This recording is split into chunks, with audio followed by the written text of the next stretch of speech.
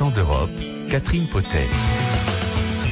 Bonjour à toutes et à tous. En ce premier jour de l'année 2009, toute l'équipe d'Accent d'Europe se joint à moi pour vous souhaiter une très heureuse année. Une année pleine de réussite et de rêves. Et pour rêver justement, nous vous proposons aujourd'hui de suivre des chasseurs de trésors en Espagne et en France. Vous verrez toutefois qu'il ne suffit pas de trouver un trésor, il faut aussi le garder et ce n'est pas toujours simple. Nous irons ensuite en Allemagne où l'intérêt pour la défense de l'environnement se matérialise dans la presse avec la naissance de Climat Magazine, un magazine grand public consacré au changement climatique. L'année 2009 sera l'année de la créativité et de l'innovation. Pourquoi ? Amélie Niard nous donnera la réponse tout à l'heure. Enfin, nous irons en Slovaquie. Aujourd'hui, 1er janvier 2009, la Slovaquie entre dans la zone euro.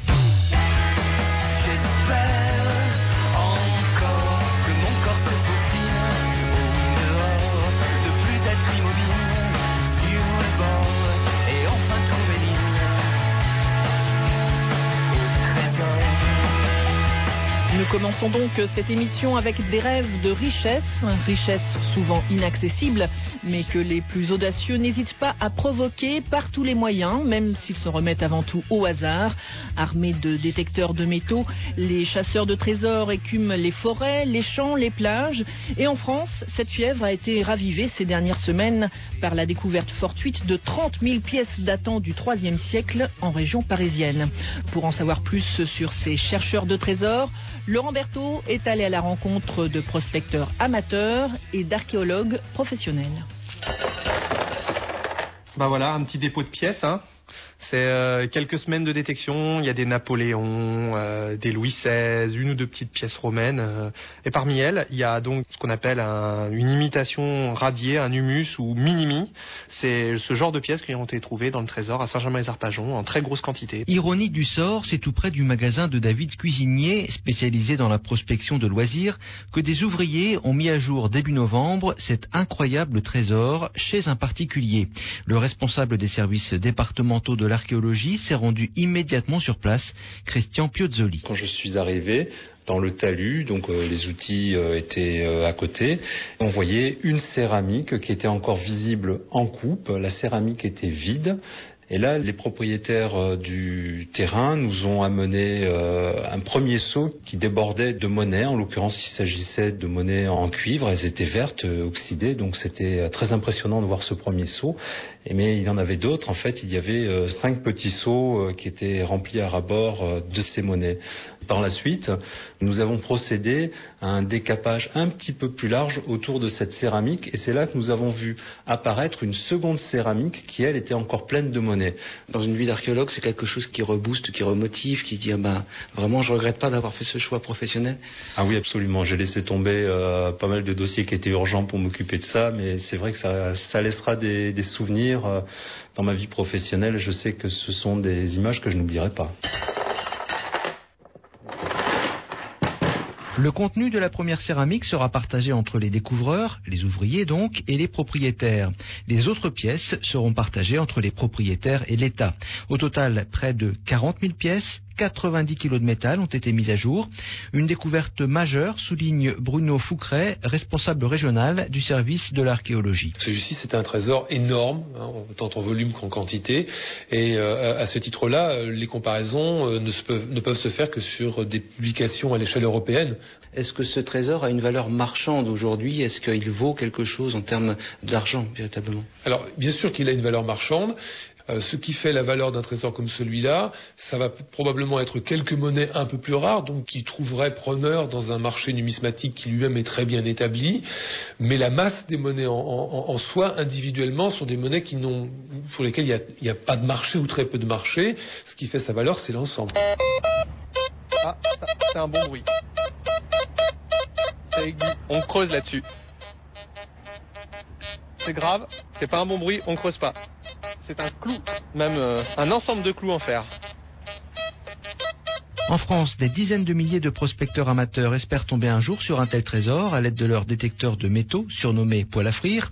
Mais attention, les règles sont très strictes et l'État veille. David Cuisinier de la boutique du Fouilleur. L'utilisation d'un détecteur de métaux à des fins de recherche d'objets pouvant intéresser l'art, l'archéologie ou l'histoire, ça c'est interdit. Ce n'est pas interdit, mais il faut une autorisation préfectorale qui ne vous sera pas délivrée car c'est réservé aux archéologues et à certains prospecteurs qui font de la collaboration avec les archéologues. Si vous allez détecter, on va dire au hasard, avec l'autorisation propriétaire si possible, loin de toute ruine et de site archéologique, là la détection bien sûr il n'y a aucun problème. Et il faut en théorie déclarer toute découverte susceptible d'intéresser les services de l'État. Mais la coopération prospecteur-archéologue reste encore difficile en France. Une minorité d'amateurs, attirés par l'appât du gain, s'aventurent parfois sur des terres interdites, salissant ainsi l'image d'une majorité de prospecteurs beaucoup plus civiques, des prospecteurs qui eux tombent rarement sur le gros lot, quoique. Moi je ne vais pas raconter de bêtises, je ne vais pas faire rêver. Les trésors c'est tout à fait possible, ça existe, on peut en trouver, on a beaucoup d'exemples, mais le quotidien du prospecteur, quel que soit l'endroit, c'est de la douille de chasse, de la tirette en aluminium, des papiers d'aluminium et divers débris en zinc, en cuivre, mais au milieu de tout ça on fait quand même pas mal de pièces. Dans n'importe quel terrain, il faut savoir qu'on peut faire des trouvailles qui datent de l'année dernière jusqu'à on va dire moins 1000 avant Jésus-Christ. En France, on a 3000 ans d'histoire métallique, de l'âge du bronze jusqu'à aujourd'hui. Donc on peut trouver des euros, mais on trouve généralement des Napoléons en bronze. On trouve souvent des pièces du bon du commerce des années 20, des pièces en aluminium. On trouve aussi de nombreux objets usuels, des boucles de ceinture, des boucles de chaussures. On trouve des gros lots, on trouve des dés à coudre. Il y a énormément de choses à trouver et en un coup de pelle, on remonte quelquefois 500 ou 2000 ans dans le temps. C'est la seule machine à remonter le temps. Vous comprenez l'utilité d'avoir un casque pour pas déranger les animaux. C'est l'or.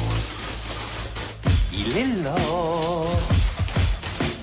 Nous quittons la région parisienne pour l'Espagne, avec cette histoire de trésor qui a tourné à la bataille judiciaire entre l'Espagne et le plus grand chasseur de trésors du monde, le groupe américain Odyssey.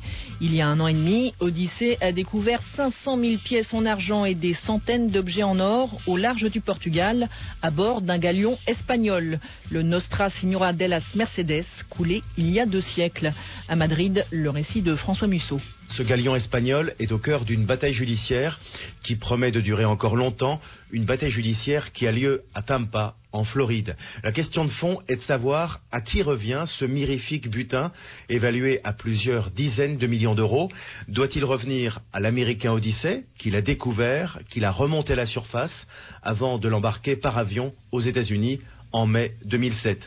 Ou bien est-il propriété de l'État espagnol, comme le réclame Madrid, qui exige sa restitution complète? Le principe juridique qui est au cœur de cette dispute, c'est celui de l'immunité souveraine. Si ce principe est reconnu, alors la cargaison, donc le trésor, doit revenir intégralement à l'Espagne, puisque les experts sont sûrs qu'il s'agit bien d'un navire espagnol coulé par les Anglais en 1804 au sud du Portugal. Le gouvernement Zapatero affirme ainsi qu'il s'agit, je cite, d'un patrimoine historique et aussi d'un cimetière où sont morts environ 250 marins espagnols.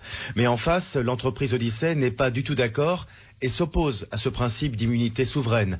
Les 500 000 pièces d'argent constituaient une cargaison commerciale relevant de la propriété privée. Conclusion, selon Odyssey, quiconque met aujourd'hui la main sur le trésor peut en disposer librement. Dans les semaines à venir, c'est la justice américaine qui donnera raison à l'un ou à l'autre. Les jeunes